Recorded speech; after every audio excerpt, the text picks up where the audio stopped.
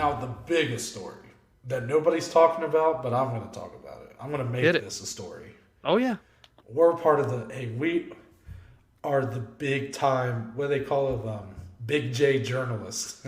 Is that what, I'll take it. Not really us, but I think there's a bigger story to this card, and that's on the prelims. Cat Zingano is booked to fight Pam Sorensen. Now, this fight itself is kind of whatever. I mean, I like Cat Zingano. Pam Sorensen's fine, but whatever. It's a prelim fight.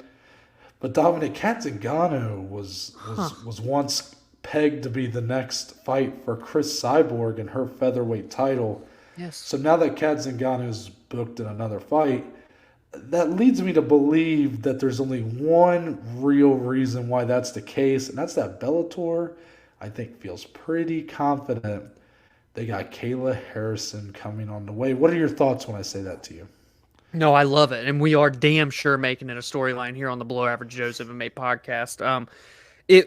You sent this in the DMs, and you're like, wait a minute, and I'm like, he's on to something here, because Cat Zingano and Cris Cyborg were literally tweeting at each other saying, hey, yeah, March looks good. Let's have this title fight. Scott Coker's like all on board. Not so much anymore, and this is a weird one for Cat Zingano to really get pushed back so far. But the bigger story, because we talked about this last week, that Kayla had that 11th hour, right, where it looked like it was all but done with the PFL. Now it's kind of taken a turn for the worse. She's even had an interview with ESPN MMA this week. She had one with MMA Junkie today. And both of them, man, she's really not sure what's going to happen, but she's fed up. She's ready to be signed somewhere. She's ready to fight as soon as the spring, she says. And, man, you got to think, and we've talked about this, so much already, that Bellator just seems to fit her because they have this full division of featherweights and they have Cris Cyborg there at the top for her to come in. Maybe don't say full division of featherweights. I mean, it's damn full compared to the UFC. If the PFL is the PFL of a full division of lightweights, like, I guess, but I mean, Listen, if you're comparing it to the UFC's featherweight division, 4 fighters is full. But this has got to be something that's got to be in other people's minds, and if it's not, we're going to engrave it in there for you, because I think there is more to be said here about this placement for Cat Zingano. Why are they holding out Cris Cyborg? She didn't even take damage in her last fight, really. Why is she not defending this belt?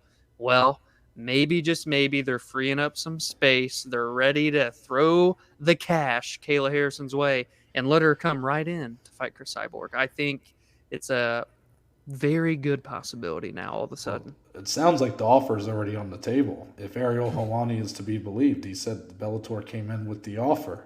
Yeah.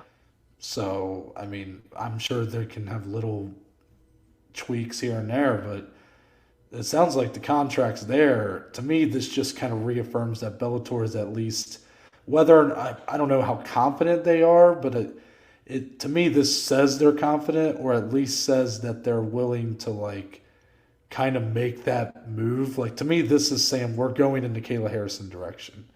Yeah. Like, they feel at least confident enough, or feel like it's enough of a statement to maybe get some brownie points with Kayla. I don't know, but that's what this announcement said to me.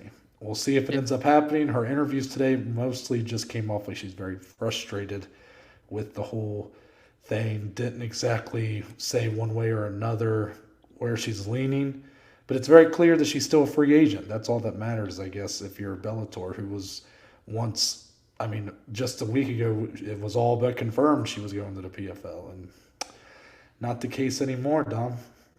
Very true. And let's just be clear, if her and Cris Cyborg is the fight that's going to get made, I mean, presumably it would be like in May or something. I mean, what a first quarter / beginning of second quarter for Bellator for 2022.